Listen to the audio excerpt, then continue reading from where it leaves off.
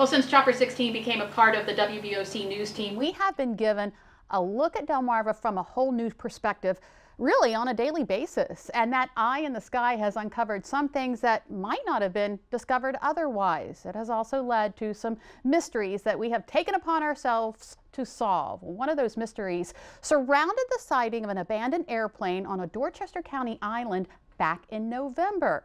WBOC's Brooke Reese and Taylor Rogers join us to talk about what happened once they started digging into that mystery. Hey guys, thanks for being here. Thank you for having us. So Taylor, you actually made the discovery back in November. Tell us about that. So we were shooting our aerial special, and I remember flying out there. We were going to the Chesapeake Bay, and I was like, that looks like a plane. I was like, that shouldn't be there. It looked like it had crashed, but it had been there for a while.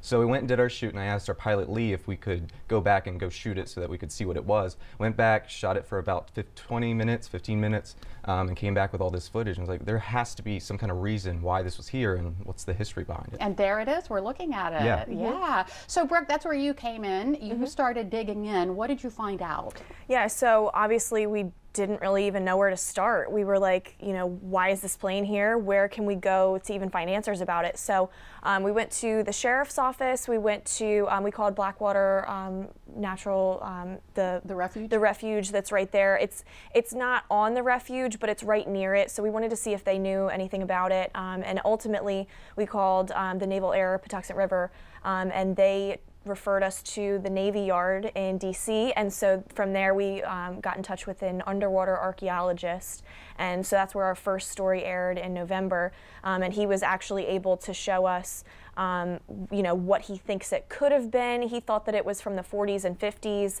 and then after that story aired, we actually got connected with the original owners of the island who reached out to us and kind of helped us uncover the actual mystery behind it. Yeah, and did they give you any indication about the pilot or how it got there? Yeah, so the original owner's son we met with in Baltimore, and his father had written an article when that happened and submitted it to the Baltimore Sun, I think.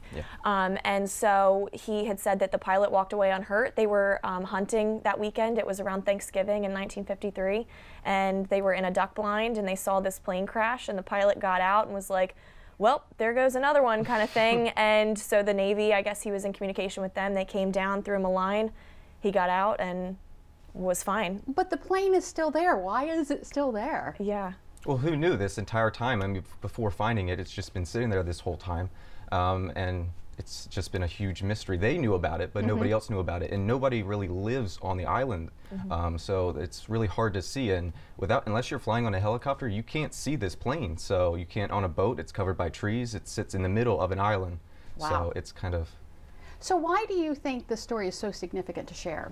I think it's just a really big piece of Chesapeake history that you never knew about. I mean, who knew that this thing was here? I mean, this was apparently a common thing that they learned from the archaeologists, is that they're finding a bunch of planes that apparently crashed, a lot of aircrafts that were test aircrafts, and this is just one of many that happened in the Chesapeake Bay. Well, there's a whole lot more to this story, and you're going to explain it to everyone tonight, tomorrow night, excuse me.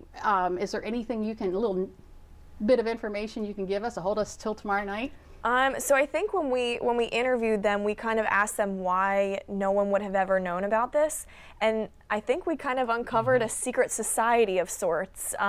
There was a bunch of different generations of ownership, and whoever they brought to the island, they just kind of laughed that there was a plane there, and then they really never talked about it again. So it was a very much what stays on Roten Island, or what happens on Roten Island stays on Roten Island. But not anymore. Not you anymore. Uncovered it. The story is Missing Plane Update, and you can watch it on WBOC News at 6. WBOC's Brooke Reese and Taylor Rogers. Thank you so much. I'm looking forward to seeing that.